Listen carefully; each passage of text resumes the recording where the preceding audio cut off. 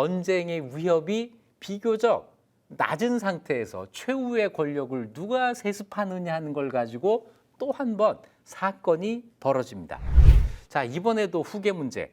당연히 아들 최항이 권력을 승계하게 되는데 그 승계 과정이 최충원에서 최우에게로 승계될 때하고는 다른 점이 있었어요.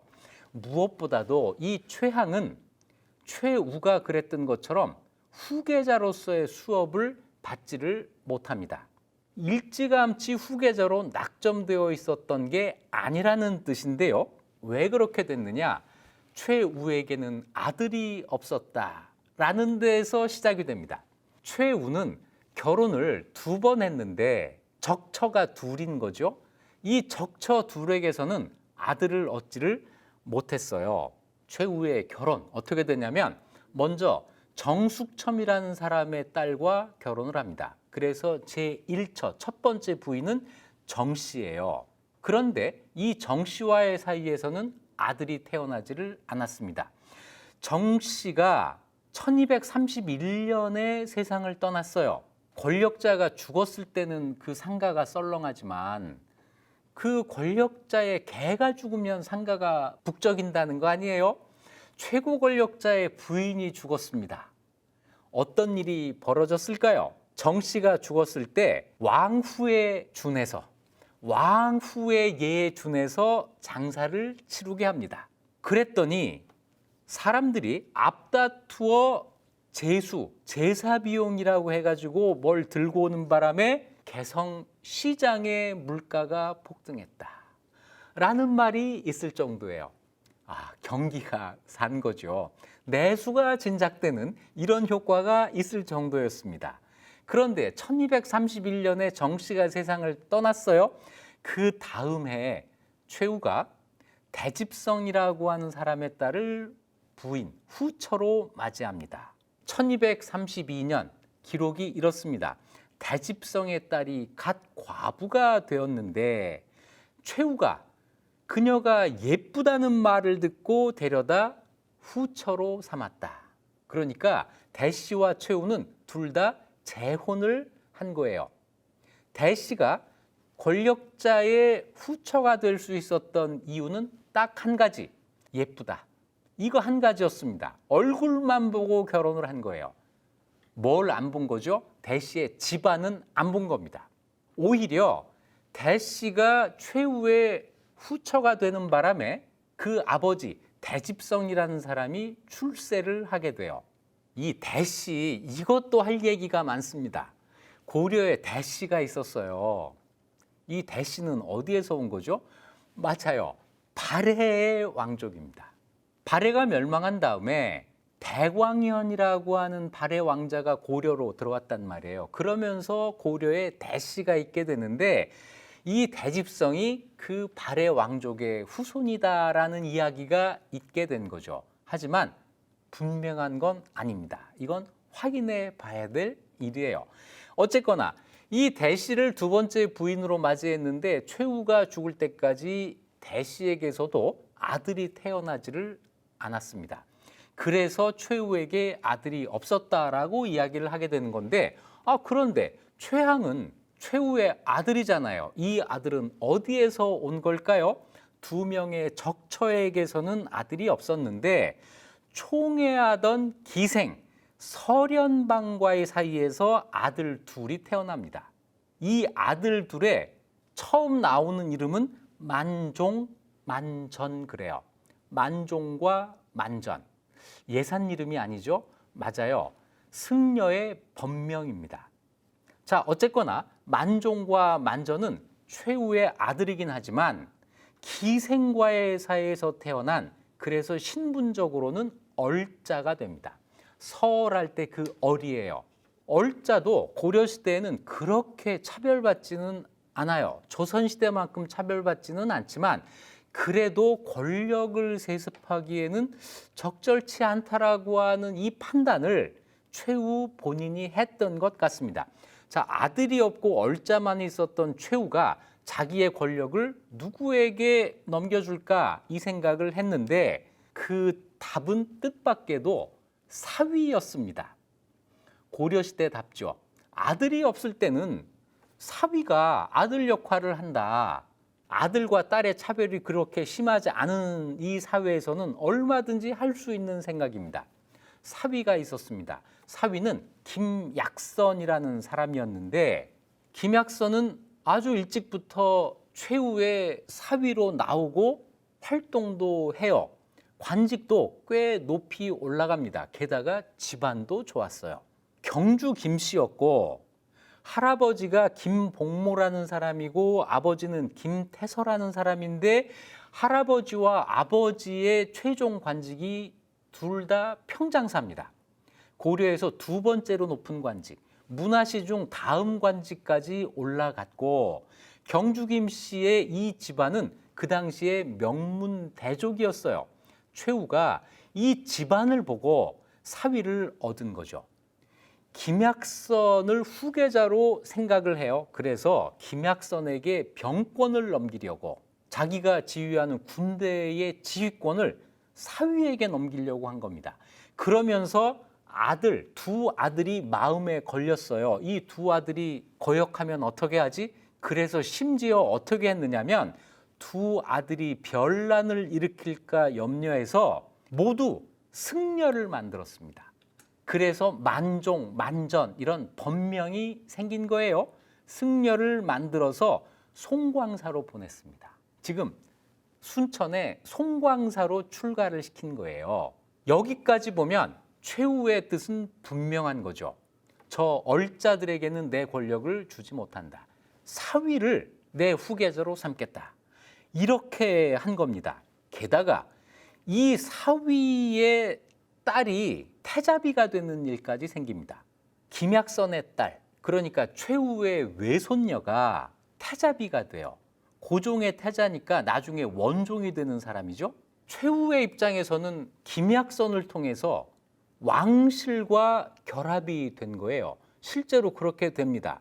이 최후의 외손녀 김약선의 딸이 원종비가 되어서 그 사이에서 아들을 낳았고 그 아들이 나중에 충렬왕이 됩니다. 최충원이 그렇게 바랬던 왕실에 스며드는 일이 완벽하게 성공한 거죠. 김약선을 통해서. 자, 이래서 최후의 권력이 김약선에게 세습될 거라고 다 생각을 했겠죠. 그런데 탄탄대로처럼 보였던 김약선이 뜻밖의 암초를 만납니다. 그 암초 뭐였을까요? 바로 자기 부인, 최후의 딸 최씨 부인이었어요. 김약선과 이 최씨 부인이 부부싸움을 하는데 이 부부싸움이 거의 전쟁 수준으로 나갑니다. 사랑과 전쟁, 정말 전쟁이에요. 처음에 김약선이 최후의 최후의 그 집안에 있는 여러 처녀들을 망월로 모란방에 모아놓고 음란한 짓을 함부로 저질렀다. 김약선이 실수를 한 거죠. 자기가 부인 때문에 출세한다고 한 것, 권력자 후보가 됐다고 한 걸 망각한 겁니다. 이런 일을 벌이니까 그 아내가 질투를 해서 최후에게 하소연을 해요. 어떻게 하소연을 하느냐? 저는 집을 버리고 나가서 비구니가 되겠습니다. 전 두 남동생 된 것처럼 스님이 될 거예요. 이렇게 이야기를 했어요. 그랬더니 최후가 즉시 김약선과 사통한 처녀들과 김약선에게 누가 이 소개시켜 준 거야? 그들을 맺어준 자들을 섬으로 유배 보내고 망월루 모란봉을 전부 허물어 버립니다. 김약선이 큰 실수를 한 거죠. 그런데 이것은 이 정도에서 마무리가 된 것처럼 보였어요. 그런데 이번에는 그 처가 또 문제를 일으킵니다. 김약선의 최후의 딸 최씨가 남자종과 간통하는 일이 벌어져요. 김약선이 그 사실을 알아챕니다. 그랬더니 그 부인이 다른 사건을 가지고 김약선을 최후에게 모함을 해요. 어떤 사건으로 모함했는지는 밝혀져 있지 않습니다. 그런데 최후가 김약선을 죽여요. 딸이 뭐라고 했는지 모르겠어요. 그런데 자기 후계자로 점찍었던 사위를 죽인 겁니다. 그걸로 봐서는 아마 권력을 뺏으려고 했다고 하는 이런 정치적인 모함이 아니었을까 생각이 되는데 밝혀져 있지 않습니다. 한참 지나서 최후가 이게 모함이었던 것을 알고 후회를 합니다. 내가 큰 실수를 했구나. 그래서 자기 딸과 간통한 그 종을 죽이고 자기 딸도 멀리하고 죽을 때까지 보지 않았다. 최후가, 그 냉정한 최후가 딸의 울음에 흔들린 거예요. 그래서 정말 일생일대의 실수를 한 겁니다. 자, 김약선과 딸이 전쟁을 했고 이것 때문에 김약선이 죽임을 당했고 이렇게 되니까 최후가 권력을 넘겨줄 사람이 없게 되잖아요. 이러고 있는 사이에 만종과 만전 두 형제는 송광사에 가 있으면서 여러 가지 문제를 일으킵니다. 송광사에서 출가를 한 다음에 시간이 좀 지나서 만종은 산청에 있는 단속사 주지로 가고 만전은 화순, 쌍봉사 주지로 나가요. 주지로 나가서 그냥 보통 스님처럼 생활하지를 않습니다. 무례배 승려들을 모아 스님들 가운데에서도 깡패 같은 스님들이 있었던 거죠. 이 사람들을 모아서 자기 문도로 삼고 재물 늘리기를 일삼아요.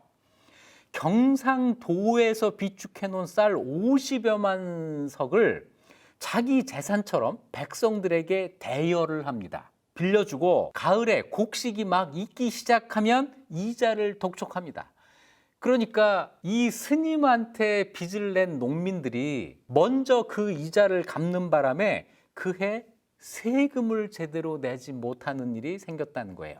관청에 쌀 가지고 사채업을 한 겁니다. 그러면 이 관청은 쌀도 저 스님들이 사사로이 이용해서 이자놀이하고 그 다음에는 그 이자 내느라고 세금을 내지를 못하니까 세금도 제대로 거두지 못하는 무능한 관청이 되는 거잖아요. 이렇게 양쪽에 모두 피해를 입혀요. 이 만종과 만전의 문도들이 이름난 절에 거주하면서 그 권세를 믿고 제멋대로 행동을 하고 다른 사람의 처를 강간하고 관리들을 업신여기고 아나무인처럼 행동을 한 거예요. 그러니까 또 스님들이 저러는 경우도 있네 해서 좋은 옷에 살찐 말을 타고 다니면서 만종과 만전의 제자라고 사칭을 합니다.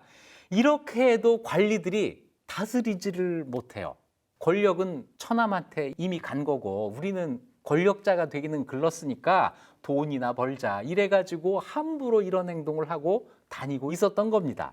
형부상서로 있던 박헌이라는 사람이 최후한테 직언을 해요. 지금 북쪽에서 몽골군이 해마다 침략하고 있어서 민심이 이반하고 있는데 백성들을 위로해도 반란이 일어날까 두려운데 지금 만종, 만전 두 선사의 문도들이 백성의 재산을 마구 빼앗아 원성을 사고 있습니다.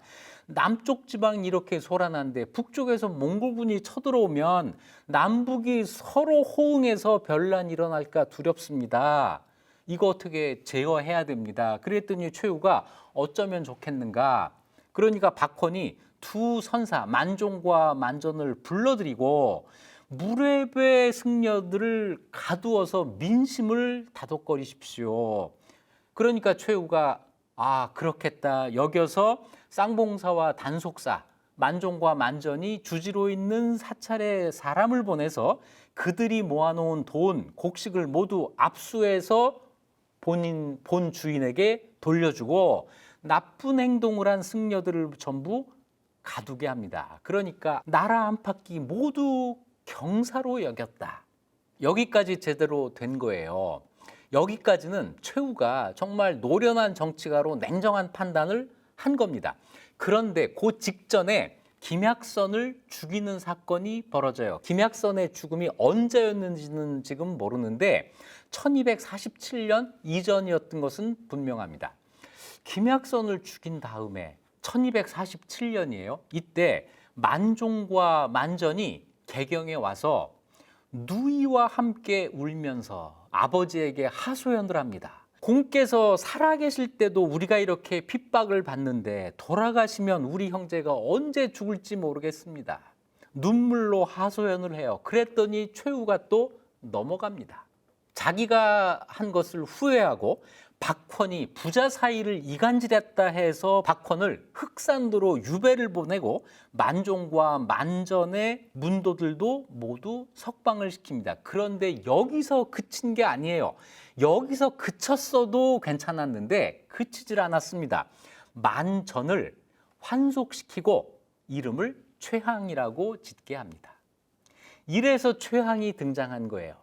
최항은 그 전까지 권력을 세습한다는 생각을 꿈에도 하고 있지 않다가 1247년에 갑자기 머리를 기르고 환속해서 최항이라고 하는 권력자로 등장을 한 겁니다.